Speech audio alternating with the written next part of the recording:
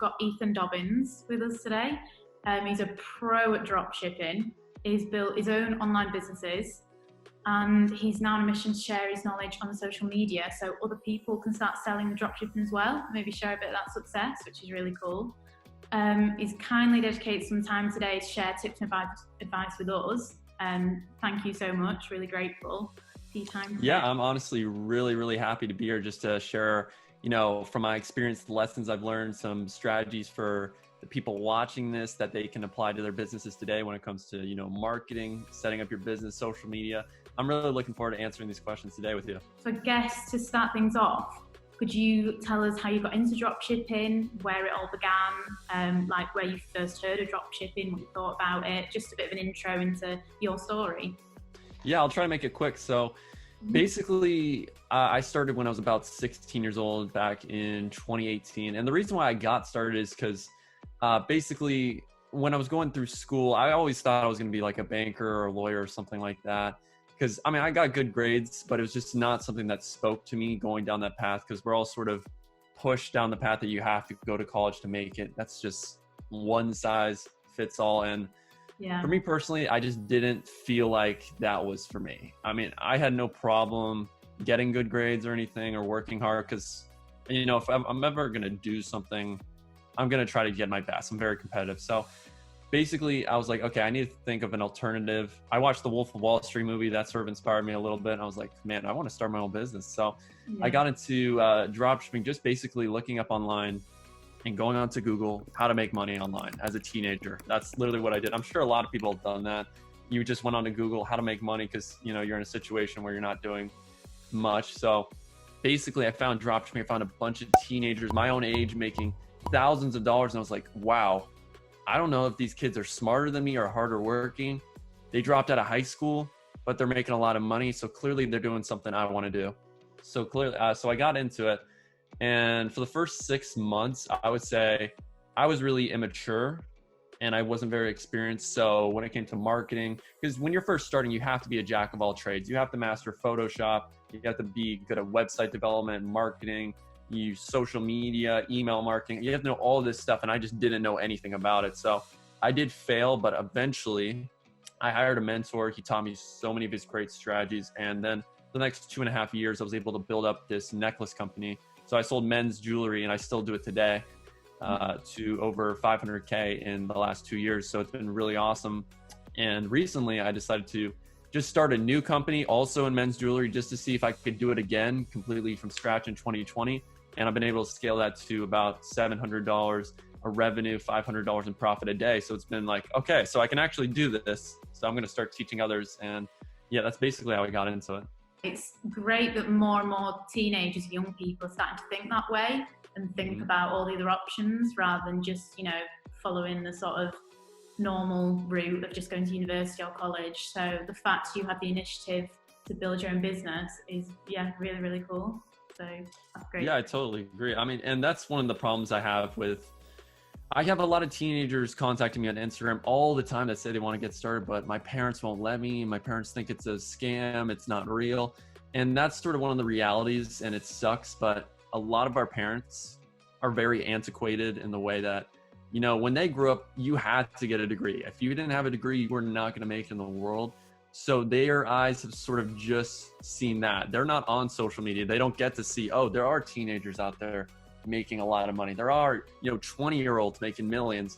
They're not exposed to that. So their mind, they're just seeing, okay, Warren Buffett, they're seeing Bill Gates, they're seeing, Jeff Bezos going to Princeton. That's their sort of definition of success. They don't get to see, what we see on social media and all that. So I do understand, for them, they want you to go the safe route. But for me, I sort of was exposed to all these teenagers doing it. And that sort of inspired me. When you see other people doing it, then you're like, okay, I can do it too, in a way. Yeah, definitely. Yeah. So these young people are, not just young people, anyone looking up to you and thinking of starting a dropshipping store.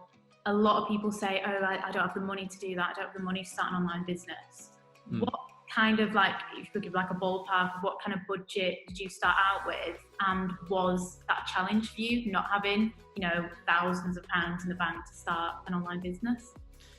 Yeah, I always recommend. I actually made a whole video dedicated to that where I calculated the expenses of starting a dropshipping store. Okay. And you can get started. You could set up the whole store for less than $100. It really doesn't cost that much. You just get a logo, your name, website. I mean, there's so many platforms out there like Mercado. And then just getting the social media, email. Yeah, when you set all this up, it's really, you can set up a whole business in one afternoon. Like, you can get all this done. Doesn't cost that much. The only big cost is your advertising. That's going to be your main cost because you got to get people into your store. So I would say 70 to 80% of your budget is just advertising, especially when you're starting out. And then when you grow your business, then, you already have a customer base. You can just focus on email marketing. You can just focus on retargeting with your Facebook ads. Then you don't have to spend as much. But in the beginning, you have to build a customer base. That's the most important thing. So yeah, it's going to be mostly advertising, but you can get started for less than $1,000. I always do recommend about $800 to $900. But then again, here's the thing. I also recommend trying to invest into a mentor or somebody that can teach you, because while YouTube videos are great and all, there's a reason why they're free. It's mostly just a bunch of tips and tricks. It's not, step by step chronologically, because we're sort of in a weird place where there's so much information on YouTube. You don't know who to listen to though. You don't know what's the right information. So having it step by step and having it structured is much more valuable than, going and just sort of bouncing around different videos and seeing if you can figure it out on your own and putting the puzzle pieces, together. Mm-hmm. My thoughts. So when you were building your store, how did you decide on men's jewelry? Like, how did you decide what products you wanted to sell on your dropship store? Well, I always recommend just selling stuff that you already know about and that you already buy. So for me, it was men's jewelry. And if for you, it's home decor, maybe it's clothing. A lot of people like getting into clothing. It's really just about what you're interested in, because this is already going to be it is hard to make it. So you try to make it as easy as possible and go down the path of least resistance. For me, I knew the thing that I can sell the best is men's jewelry. For you, it might be home decor, it might be something else. So that's sort of how I figured it out. It was something that I was interested in, and I knew if I was to get into another niche, I mean, I could get into cosmetics if I wanted to, but I know absolutely nothing about it. It's not something I'm passionate about. So even if I'm making good money, I'm not going to really be motivated to grow it because it's just not something that I care about. So I always recommend going down some sort of niche that, you're genuinely interested in, not just for the money. And if you want to start, there's general stores also. I have no problem with that. And you can pretty much find out anything, how to sell any product online with a few simple clicks. Like if I was to sell, back braces, for instance, that's something that was a huge thing.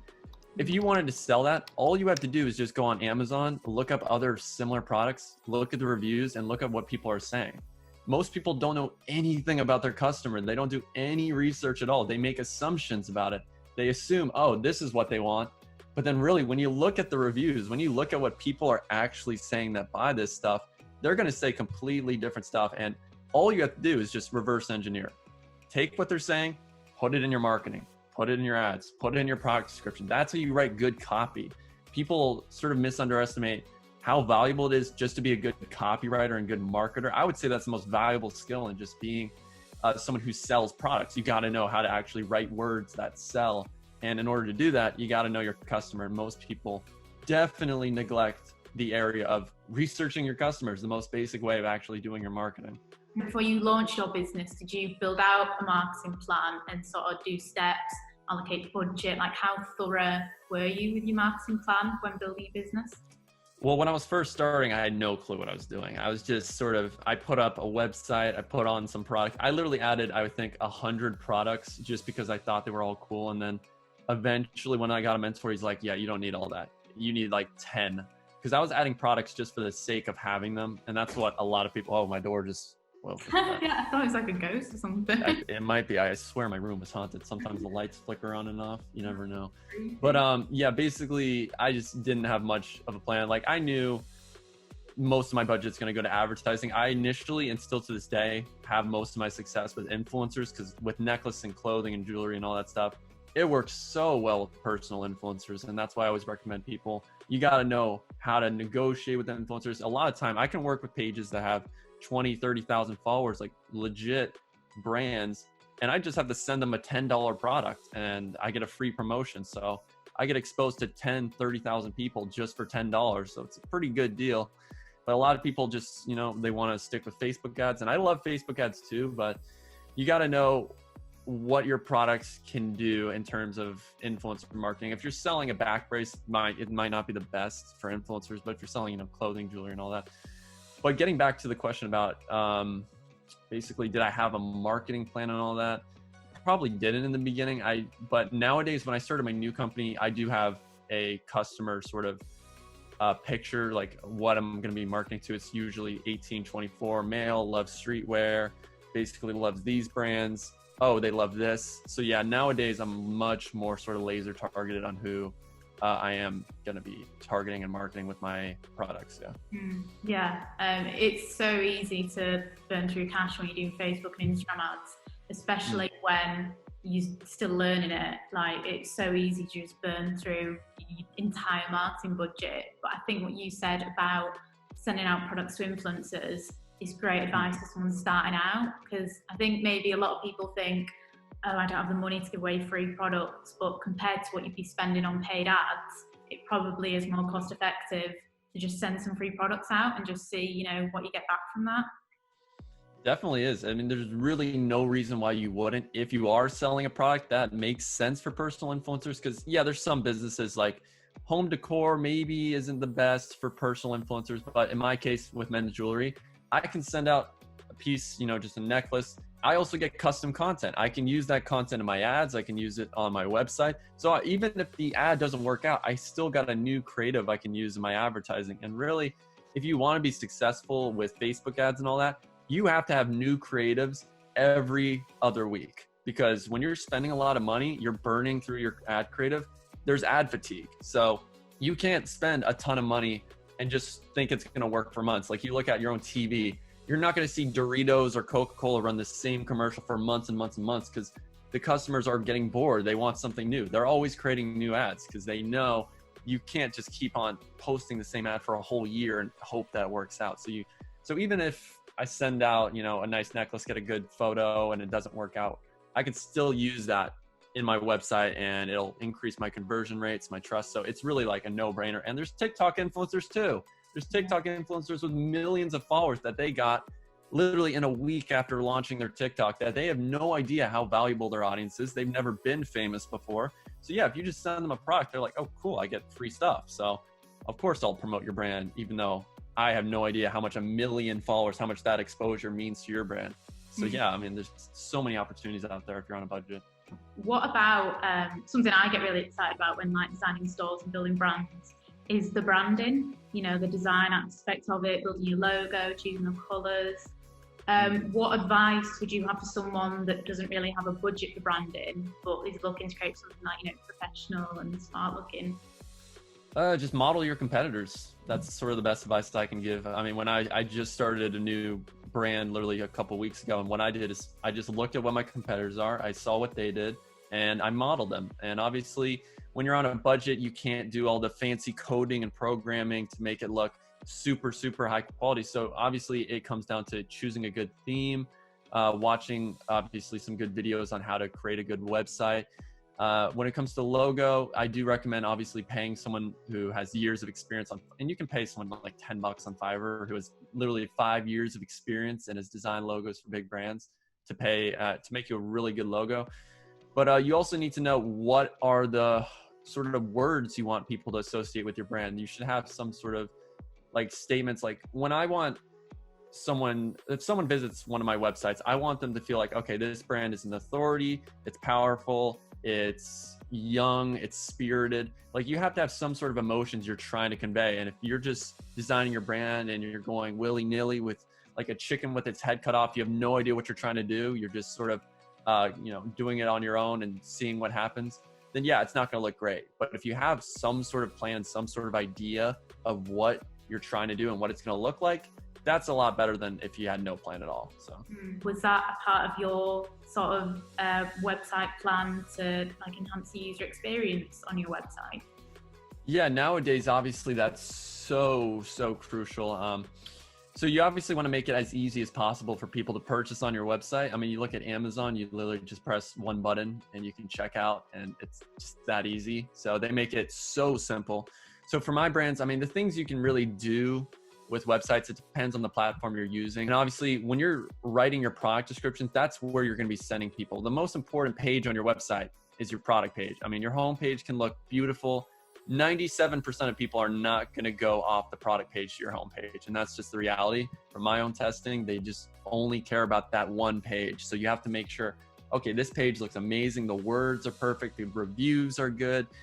And also with user experience, you got to make sure, okay, my website loads fast. There are apps that you can use to compress your images so that they don't make the loading speed so long. Because if it takes longer than 4 seconds for your website to load after someone clicks your ad, their attention span is already like, okay, move on. I'm going to do something else. I'm going to scroll on Instagram. I'm going to scroll on Facebook.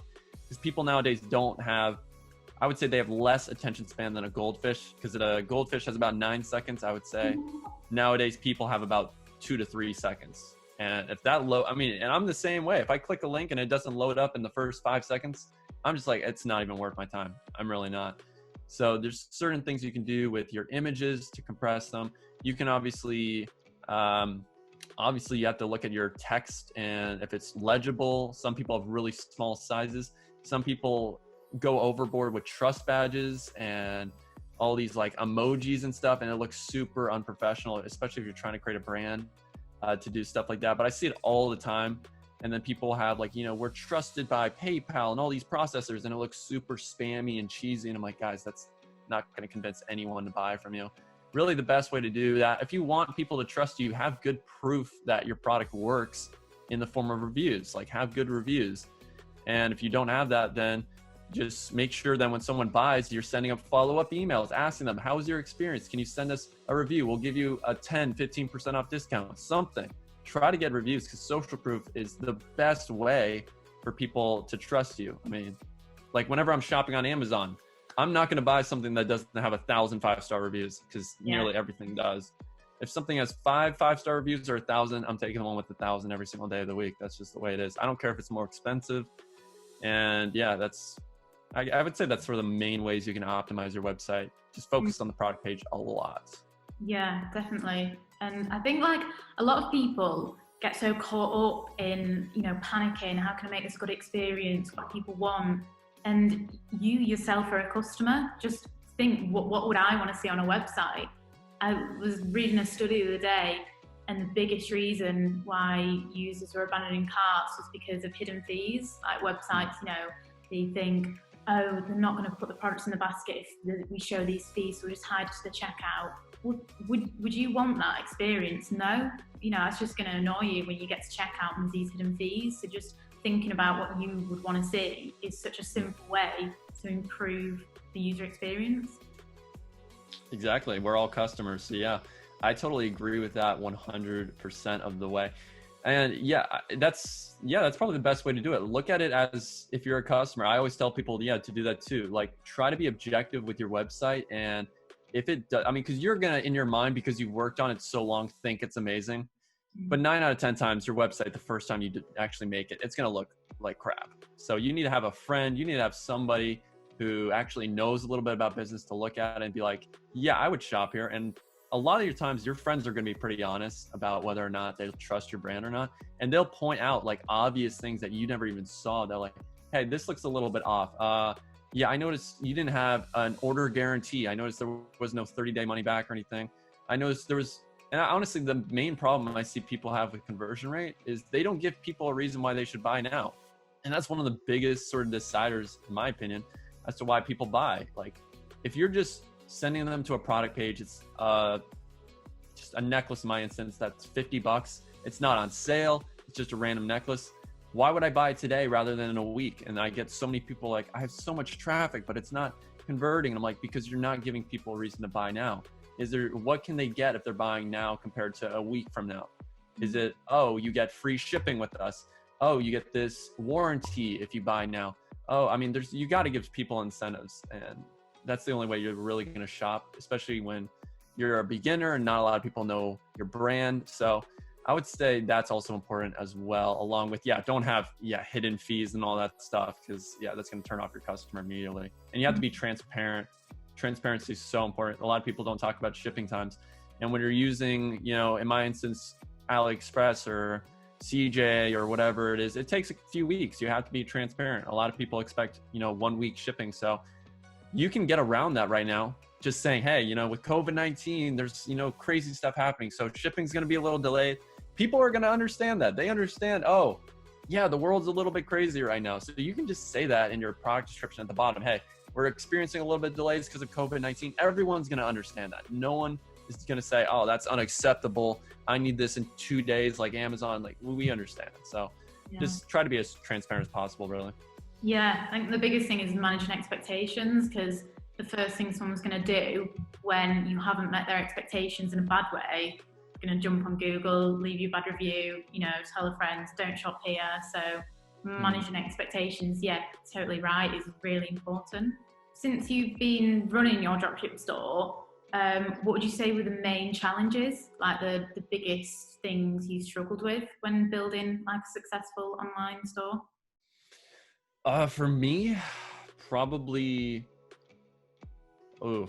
that's a good question. I would say just trying to do it on a budget is probably the most, it is tough. I'm not like Donald Trump. I don't get a $10 million loan from my dad when I first started. So I had about $1,200 when I first started. And it's really just about just maintaining and being like, you have to be on track of your money. Like a lot of people sort of spend it willy-nilly. They don't have expense reports. They don't have P&L sheets about, oh, I just hired this worker, I need to have this. And you need to have some sort of expense reports, especially because during tax time, you have to report this stuff.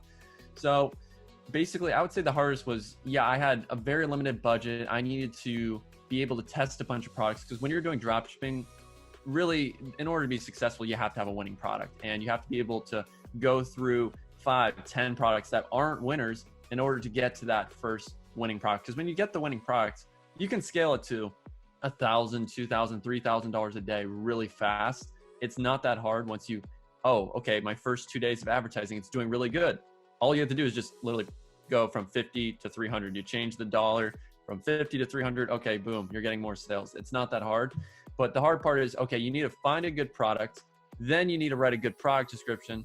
Then you obviously have to come up with a really great ad in 20 to 60 seconds that explains why they need to buy this product right now and why it's so amazing and how it's going to change their life and how it's something they need in their life. And that's the hard part. Being able to convince people, in 20 seconds, you need to pay me $50 because this product's going to change your life. That's the really hard part. So I would say marketing in the beginning, because I just didn't understand anything about marketing. I was just making assumptions about my customer and what I thought they wanted, because I just wrote down the things I thought were important without ever considering what my customer wanted. And as a result, I failed. But then I hired a mentor. He taught me about, the importance of actually like understanding your customer and all that. And that changed everything for me, just understanding that. Advice would you want to give yourself, or maybe someone starting off with dropshipping, if you could go back and just, say one thing that you've learned with dropshipping, what do you think it would be? Be persistent. You have to be persistent and realize it's a process, and that nothing in life is ever easy in the beginning, literally nothing. And there's no business model that's easy. I mean, there are some that are easier than others, but none of them, if you're going to be successful, are going to be easy. I mean, if there was an easy way, I would be doing it right now. If I could put 5 minutes a day and I could make $1,000 a day doing it, I would be doing it. But that doesn't exist. So I think, because I see so many beginners quit after testing one product or two products, or they had a bad month and they're like, okay, well, I'm going to quit. But the real reason, when you're an entrepreneur, your number one job is to solve problems. That's literally like the most important aspect. It's like a firefighter and fighting fire. So if you see a firefighter complaining about, this fire is too hot, then they're probably not a good firefighter. Yeah. So if you're an entrepreneur and you're, complaining about problems and, this software is not working, I'm not getting sales. Well, that's your job to figure out how to solve them. The more problems that you solve, the faster you're going to be successful. You have to figure out what problems are important as well, because most people don't know what problems they should be worrying about. They think, my website, it doesn't look cool. It looks bad. there's a lot of ugly websites that are making $100,000 a month, and I see them all the time. They look horrible, and they're doing really well because, oh, their marketing's good. They know how to sell the product with their ad. Like, people just don't understand what moves the needle, what 20% of actions actually get you 80% of results, because they think, oh, if I post more on social media, if I make my website look cooler, that's the thing that's going to make this giant difference. But really, it's mostly going to be, oh, your price sucks. Your marketing sucks. The product that you're selling, people don't want it. You're trying to sell rocks to cavemen, and people don't understand that. So you, first off, just understand what actually moves the needle in your business, and second, realize it takes time. Like, this isn't easy. I mean, once you learn how to do it all and learn the systems, yes, it gets easier, and you can build multiple stores and it can be great, but it's a learning curve the first couple of months. You're not going to get it right. You're going to fail. Yeah, and that's the cool thing about dropshipping is can be something done like, you know, alongside a job or school. So you do have time for that persistence and, you know, to put the time and effort that it takes. You can do it alongside other things. So yeah, persistence is definitely, I agree with you, that is the number one thing for building a successful dropship store. Yeah, I mean, really, I would say any business, you have to be persistent. I don't think there's really any business in the world. If you want to be a marketer, if you want to be somebody that starts your own agency, it's going to be, you're going to struggle. And if you don't struggle, you're not going to appreciate it when you're actually making money and you're successful. You're going to be like, oh, this was easy. Like, I don't want to make my money extremely easily because then I don't feel like I deserved it. I don't feel like it was worth the effort in a way. It's like, you know, if you're in school or something and you're trying to make the honor roll or you're trying to be like the valedictorian, you want it to be hard. You want it to be like, oh, I earned this. I actually worked for this. Not like, oh, it was just handed to me. Because if it's just handed to you, you're not going to really want it. You're not really going to value it as much. So yeah, it's just one of those things. You got to be persistent. And, you know, Einstein failed. Oh, not even Einstein. Like, I think, who invented the light bulb? Thomas Edison. So Thomas Edison failed 10,000 times to build the light bulb. And he said, every single time, I didn't fail. I just learned one way that just didn't work. So I got one step closer to inventing the actual light bulb. And it took him 10,000 times. It took the Wright brothers. They failed for years to build the first airplane, and they just kept trying. I mean, they kept trying. They had to keep on getting more money. They had to get more investors. It took years to get it right. But then once they got it right, well, boom, they're history. They're in the history books. Everyone remembers them. So yeah, it takes time. So that's just part of the process. Yeah. I mean, yeah, your attitude to business is really inspiring, like, especially for people starting out. And thank you so much for giving your advice today. I've learnt loads. I hope people watching have. You've given some really, really good advice for people starting out. So thank you so much. Where else can people find you online if they want to learn more tips from you? Yeah, so I do have a YouTube channel, Ethan Dobbins, where you guys can check out. I post weekly videos for new dropshipping tips, new strategies that I'm learning. Also, I have an Instagram. I post daily on there, just, you know, as much value as I can, just giving you new tips. So you can follow me, Ethan Dobbins Official. I try not to be too spread out on social media because that can be also another distraction. And I try to like focus my time on my business. So I don't have a Snapchat. I don't have a Twitter. I don't have anything else, but Instagram and YouTube are where you can find me. Cool, yeah. Well, thank you for that. Thank you for your time today. And yeah, have a great rest of the day. Appreciate it. You too. Thank you. Bye.